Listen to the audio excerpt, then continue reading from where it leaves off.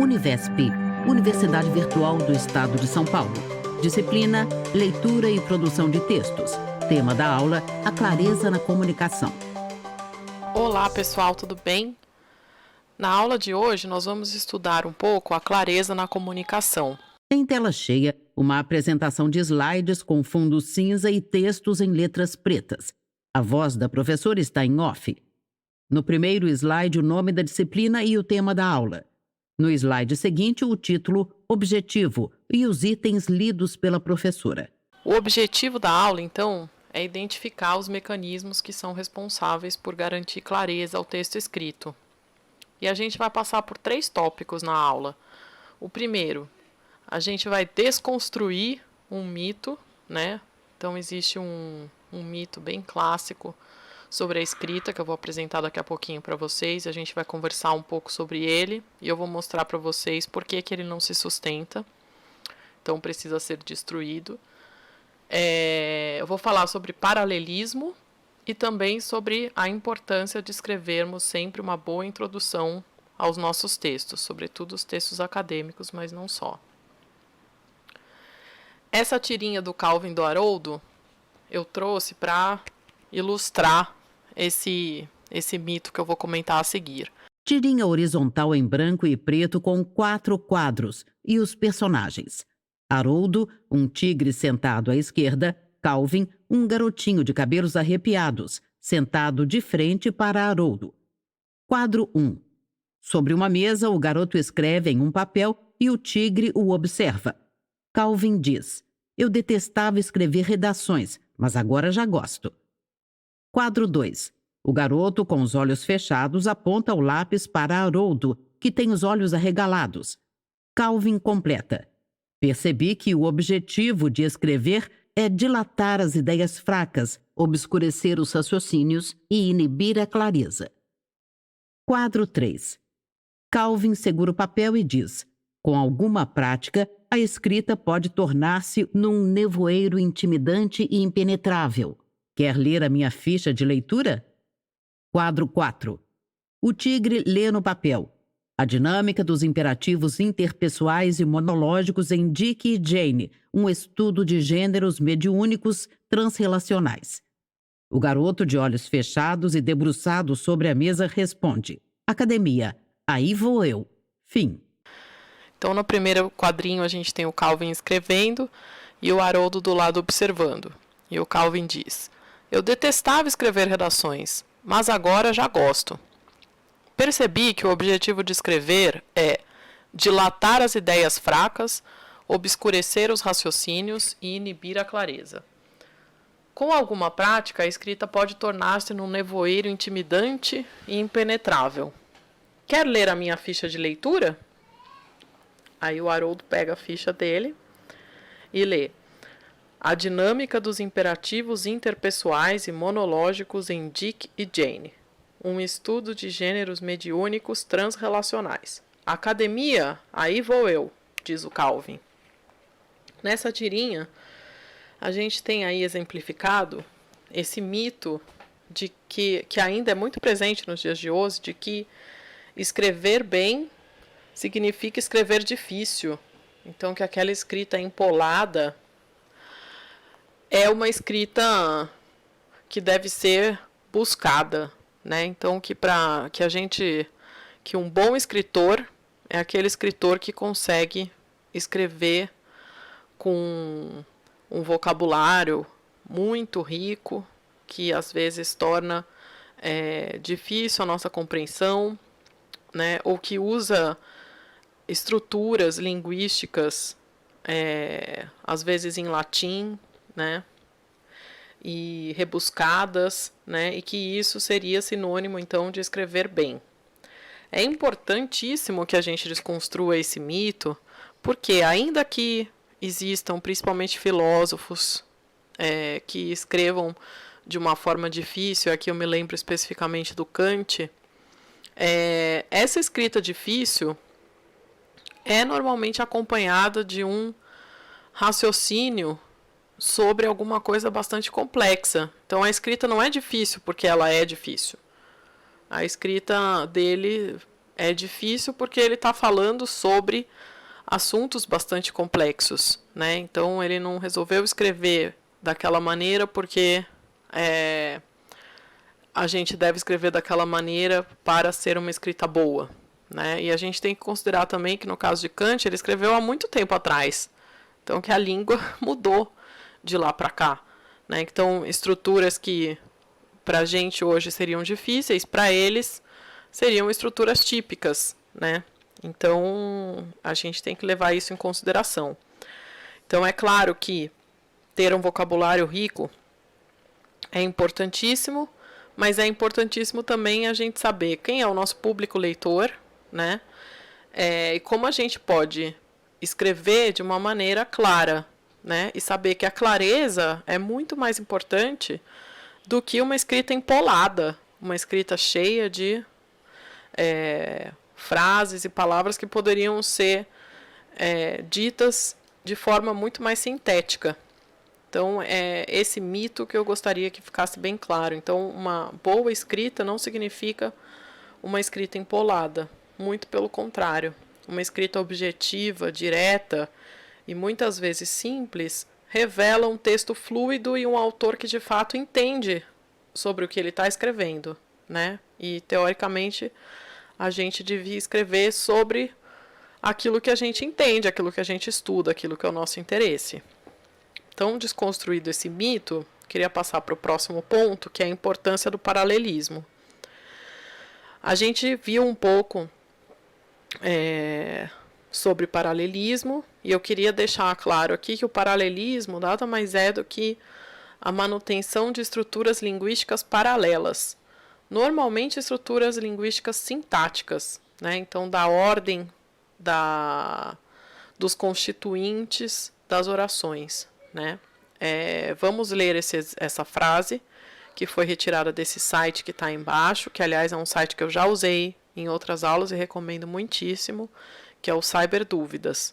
A professora refere-se ao conteúdo, a ausência de paralelismo sintático, disponível no site cyberdúvidas.iscte-iul.pt. A frase é: desejamos que todos os funcionários aproveitem as férias e uma boa estada no hotel da empresa. Vocês percebem algum problema na frase? Leiam em silêncio. Desejamos que todos os funcionários aproveitem as férias e uma boa estada no hotel da empresa. Bom, a questão aqui é que a gente tem o desejamos que, né? Então, quem deseja alguma coisa, né? Então, desejamos isso o quê? Que todos os funcionários aproveitem as férias e que todos os funcionários tenham uma boa estada no hotel da empresa. Esses são os dois desejos. Só que vocês perceberam que o segundo desejo, ele se refere ao mesmo grupo de pessoas, que seriam todos os funcionários, certo? Então, numa tentativa de não repetir essa expressão todos os funcionários, o autor da frase elimina o todos os funcionários. Tudo bem, todos os funcionários pode ficar implícito. O que não pode ficar implícito, de forma nenhuma, é o verbo. Porque o verbo não é aproveitem uma boa estada no hotel da empresa. Até poderia ser, numa leitura diferente. Mas é que não é o verbo mais adequado para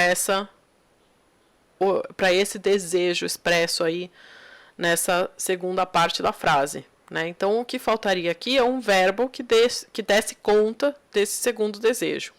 Então, a gente poderia reescrever essa frase assim: desejamos que todos os funcionários aproveitem as férias e tenham uma boa estada no hotel da empresa, né? Porque aproveitar uma boa estada é estranho justamente porque o aproveitar já engloba a ideia de que seria uma boa estada, né? Então, por isso que o verbo aproveitar não seria o mais adequado, e sim o verbo ter, nesse caso, né?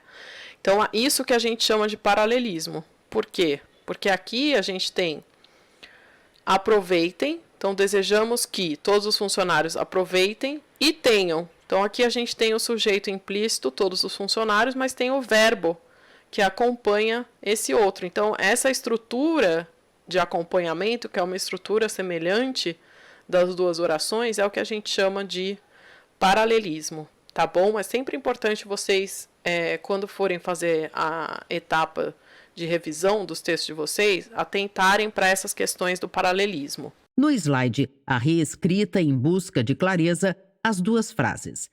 Desejamos que todos os funcionários aproveitem as férias e uma boa estada no hotel da empresa. Os dois desejos estão destacados em vermelho. Depois, desejamos que todos os funcionários aproveitem as férias e tenham uma boa estada no hotel da empresa. Estão em vermelho, aproveitem as férias e uma boa estada no hotel da empresa. O verbo tenham está sublinhado. No slide seguinte, gravura de um esqueleto humano em pé voltado para a direita, com os braços sobre uma tumba. O cotovelo esquerdo está apoiado na superfície e a mão apoia a cabeça. A mão direita está sobre um objeto redondo, semelhante a um crânio. Do lado direito da imagem, a fonte, Andreas Vesalius, de Humanis Corporis Fabrica, 1543. E aqui eu queria eu trouxe essa imagem para dar um exemplo para vocês de como o texto é uma estrutura, né? Então aqui a gente tem a imagem de um esqueleto humano, que foi retirado desse livro que está citado aí no slide para vocês. Essa figura representa, então, um esqueleto de uma pessoa, né? E esse esqueleto tem uma estrutura interconectada, né? Então, se a gente for reparar nas vértebras da coluna, as vértebras estão todas conectadas, né? Um texto é como se fosse uma conexão de várias vértebras, né? Um texto dividido, por exemplo, na estrutura tradicional chamada parágrafo. Então, é como se cada uma dessas vértebras representasse um parágrafo, certo? Então, eu queria que vocês lembrassem dessa imagem para pensar que cada parágrafo se conecta ao parágrafo seguinte, ao parágrafo seguinte, ao parágrafo seguinte, e que cada um deles é uma pequena unidade textual, ou seja, cada parágrafo deve apresentar no início uma ideia, né, a sua introdução, que deve ser discutida ali brevemente e deve finalizar. E o próximo parágrafo vai apresentar uma outra ideia e assim por diante, certo? Ainda que essas ideias que aparecem nos parágrafos sequenciais possam estar conectadas. Isso que é o importante, que essas ideias estejam conectadas, porque é isso que faz essa sequência de parágrafos um texto. Tá? Então, essa imagem é para vocês lembrarem disso, da estrutura dos parágrafos e como ela é importante para a constituição de um texto claro. Bom, aqui eu trouxe para vocês uma introdução de um texto que está publicado na internet, tem lá nas referências bibliográficas no final. E eu queria ler com vocês esse texto para a gente discutir alguns aspectos. Então, o texto começa: no ensino médio, é preciso que os alunos aprendam a base da construção de um texto a partir dos mecanismos textuais, ou seja, a coesão lexical por repetição. A prolixidade do texto, isto é, a repetição desnecessária de palavras, pode tornar o texto cansativo, fraco de ideias e sem conhecimento de palavras sinonímicas. O ideal seria apresentar aos alunos os mecanismos coesivos textuais. O professor, como mediador do conhecimento, precisa deixar claro os devidos mecanismos textuais que melhorem o texto, tornando-o rico de informações como coerência, coesão, contextualização, intertextualidade, colocação, etc. O educador precisa, cada vez mais, buscar soluções para suprir as necessidades dos seus alunos, tornando-os cidadãos ativos na sociedade que, por sua vez, cobra tanto o uso da língua materna. Vamos lá, pessoal. A gente tem aqui um dos parágrafos mais importantes de qualquer texto, que é o parágrafo introdutório. O parágrafo introdutório, ele precisa ser muito claro, ele precisa conter as ideias iniciais que vão ser apresentadas ao longo do texto. A introdução como um todo é a parte mais importante de um artigo científico, por exemplo. É na introdução que a gente vai guiar o leitor e contar para ele sobre o que fala aquele texto, né? O que o artigo vai comentar. Então, isso aqui é como se fosse um artigo de divulgação científica. Ainda assim, nos artigos de divulgação científica, precisamos ser muito claros na introdução. E isso não acontece aqui. Na primeira frase, a gente já tem uma tese, né? Então, isso é importante. O ensino médio é o momento em que os alunos aprendem a base da construção de um texto a partir dos mecanismos textuais, ou seja, a coesão lexical por repetição.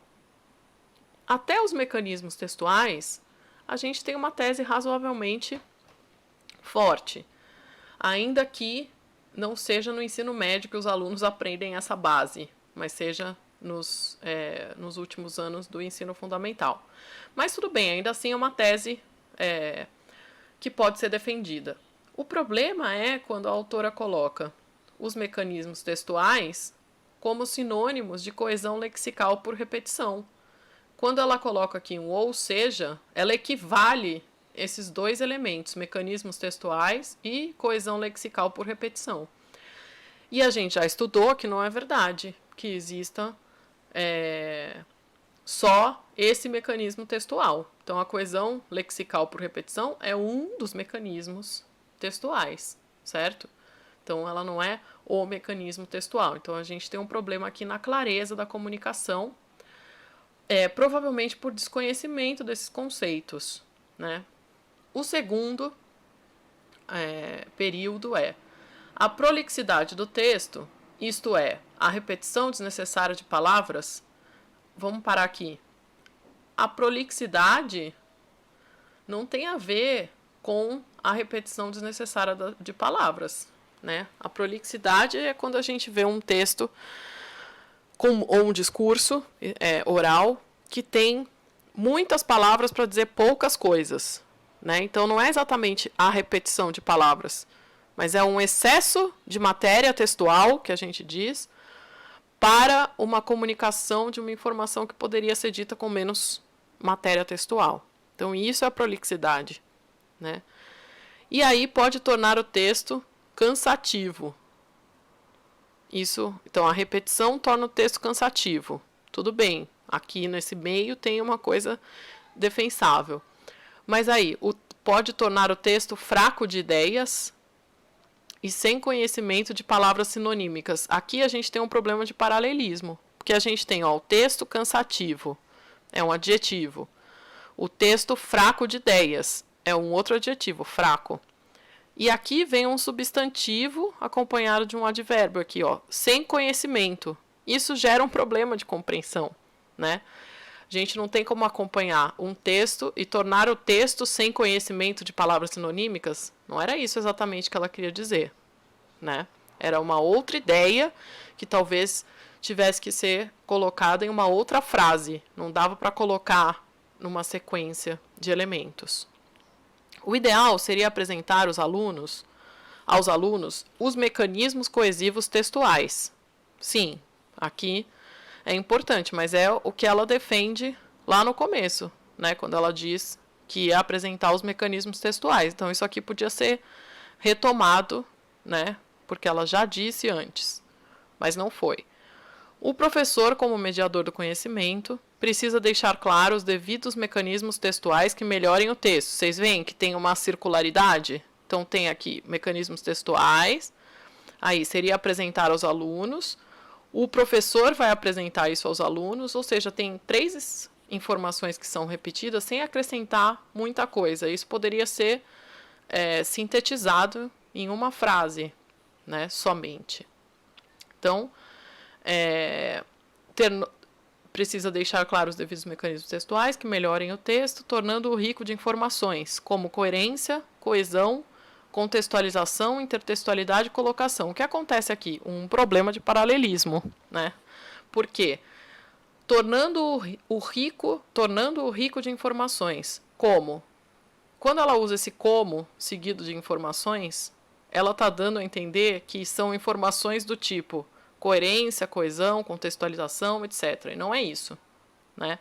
Na verdade, vocês já estudaram os fatores de textualidade, vocês viram que coerência, coesão, intertextualidade, o contexto, são mecanismos textuais. Então, aqui o que aconteceu ela ficou muito distante os mecanismos da exemplificação desses mecanismos. Então, aqui é aquela questão da hiperonímia e hiponímia que eu já falei para vocês. Mas ficou muito longe, né? E da maneira como está escrito não está claro. Né? Só a gente conhecendo os mecanismos textuais que a gente consegue entender o que ela está dizendo. Porque da maneira como está, a gente entende que são essas informações que tem que estar no texto. E isso gera uma incoerência, né? Uma falta de clareza. Bom, gente, a última oração, ela não apresenta tantos problemas assim textuais, mas ela fala que o educador precisa buscar soluções para suprir as necessidades dos seus alunos, tornando os cidadãos ativos na sociedade, que por sua vez cobra tanto o uso da língua materna. Só que ela não falou nada sobre isso nesse parágrafo.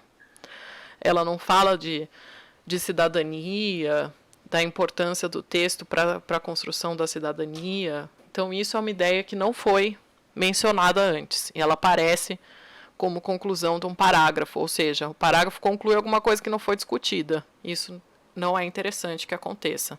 Novo slide com 3 referências bibliográficas. Cyber dúvidas da língua portuguesa. A ausência de paralelismo sintático. Freitas, Thaisa Rafaela, de A coesão textual em diferentes gêneros do discurso. Disponível em bemvim.org. Manual básico para elaboração de artigo científico. Seminário Conexões de Saberes, UFRGS. Disponível em ufrgs.br. Bom, aqui tem as referências bibliográficas e tem o texto completo, vocês podem ler. Tem outros momentos do texto que apresentam esses problemas de clareza, se vocês quiserem ler e verificar esses problemas, seria uma questão bem interessante. Eu usei também um manual básico para elaboração de artigo científico, eu deixo aqui para vocês o link. É um artigo bem interessante, explicando como escrever um artigo científico. Eu recomendo a leitura. Novo slide com a última referência. Rodrigues Flávio Freire. A escrita de artigos científicos e textos acadêmicos. Acima do bem e do mal. Páginas 835 a 843.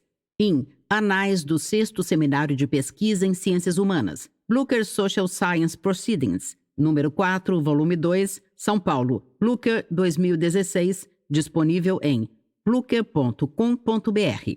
E por fim, um texto do Flávio Freire Rodrigues, que faz uma análise desse texto que eu acabei de analisar, o primeiro parágrafo. Então foi a partir desse que eu pensei em preparar essa parte final da aula para vocês. Então eu queria deixar aí para vocês terem e poderem consultar depois. Tudo bem?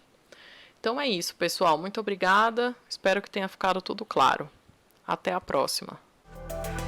Univesptv.com.br